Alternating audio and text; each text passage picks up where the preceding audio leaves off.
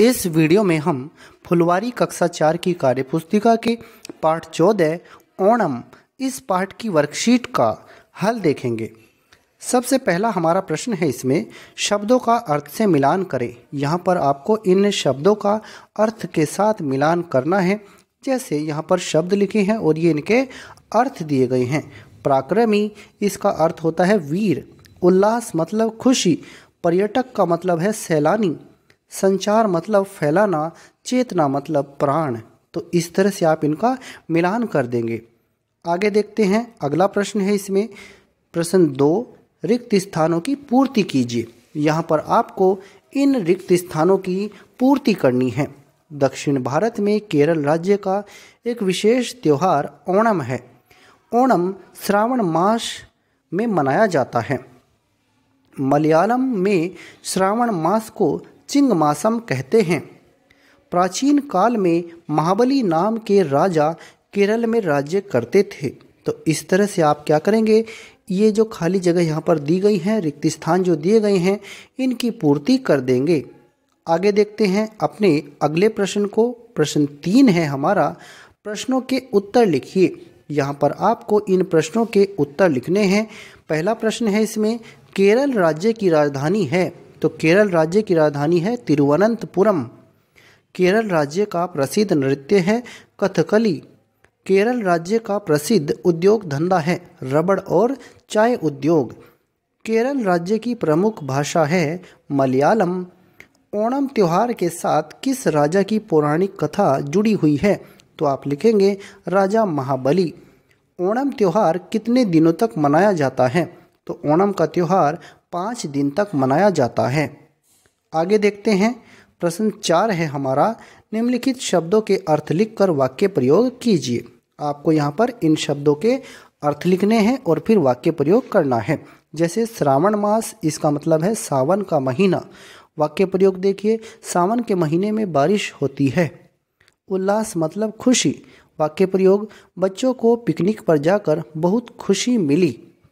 पराक्रमी मतलब वीर। भारतीय सेना बहुत पराक्रमी है, मतलब बहुत वीर है। पर्यटक का मतलब सैलानी। भारत में हर साल बहुत से पर्यटक आते हैं। पौराणिक मतलब प्राचीन काल की। पौराणिक कथाएं बहुत प्रसिद्ध हैं। पौराणिक कथाएं बहुत प्रसिद्ध हैं।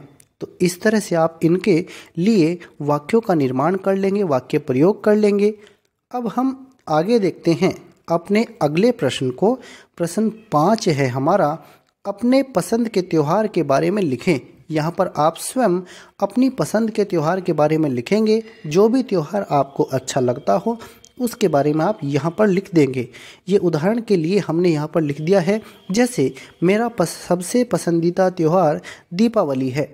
किसी बच्चे का ईद हो सकता है, किसी का बैसाखी हो सकता है, या अन्य कोई त्यौहार जो उन्हें अच्छा लगता है उसके बारे में आप यहाँ पर लिख देंगे। इस दिन हम बहुत सारी मिठाइयाँ बनाते हैं। हम रात में दीपक जलाते हैं।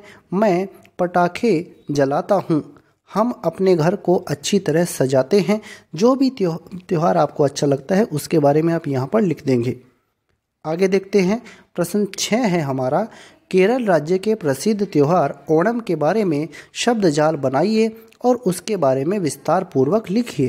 पहले आप शब्द जाल बनाएंगे, फिर विस्तार से लिखेंगे। यहाँ ओणम लिखा है। अब देखिए, 5 दिन मनाया जाता है। लोग घरों को सजाते हैं। राजा महाबली से जुड़ा हुआ केरल का त्यौहार, लोग राजा महाबली को बुलाते हैं। अब इस शब्द जाल के आधार पर हम विस्तार से लिख सकते हैं। जैसे ओणम केरल राज्य का एक विशेष त्यौहार है। ओणम श्रावण मास में मनाया जाता है और यह राजा महाबली की याद में मनाया जाता है। यह त्यौहार 5 दिन तक मनाया जाता है। इस त्यौहार में लोग महाराजा बलि को सच्चे मन से याद करते अर्थात बुलाते हैं। महाराजा बलि के स्वागत के लिए लोग अपने घरों को सजाते हैं। तो इस तरह से आप विस्तार से लिख देंगे। तो ये हमारा फुलवारी कक्षा 4 की कार्यपुस्तिका के ओणम नामक पाठ की वर्कशीट का हल है। अगर आपको यह वीडियो अच्छा लगा है तो कृपया करके इसे लाइक और शेयर करें और हमारे चैनल को सब्सक्राइब करें।